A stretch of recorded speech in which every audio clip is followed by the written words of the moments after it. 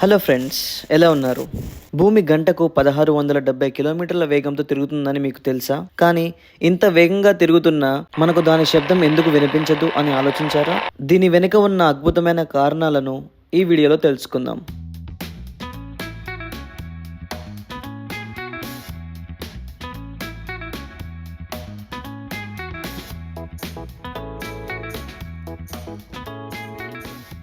Welcome to the Discovery trials.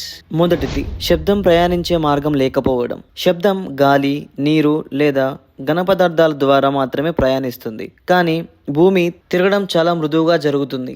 గాలిలో ఏ మార్పుని కానీ వికారాన్ని కానీ సృష్టించదు. ఉదాహరణకు, హెలికాప్టర్ బ్లేడ్ గాలి కదిలించేసి పెద్ద శబ్దం చేస్తుంది, కానీ భూమి తిరగడం వల్ల ఎలాంటి పెద్ద తాకిడి ఇవ్వదు.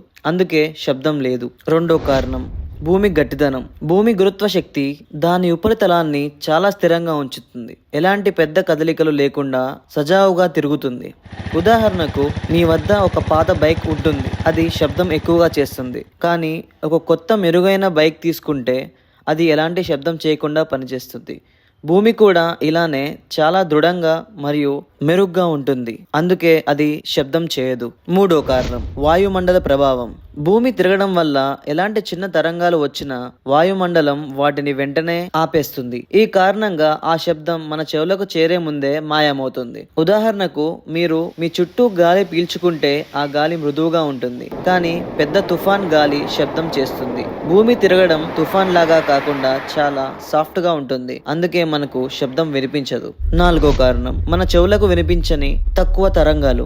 భూమి తిరగడం వల్ల సృష్టించే శబ్ద తరంగాలు చాలా తక్కువ ఫ్రీక్వెన్సీలో ఉంటాయి. వీటిని ఇన్ఫ్రా సౌండ్ అంటారు. ఇవి 20 హెర్ట్జ్ కంటే తక్కువ ఫ్రీక్వెన్సీలో ఉంటాయి.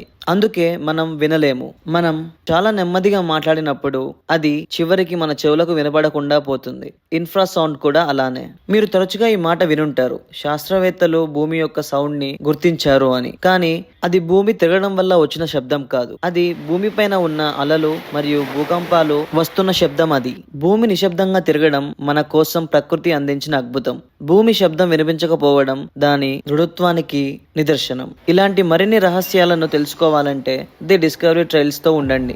వీడియో నచ్చితే లైక్ చేయండి, షేర్ చేయండి, ఇంకా సబ్స్క్రైబ్ చేయడం మర్చిపోకండి. బాయ్.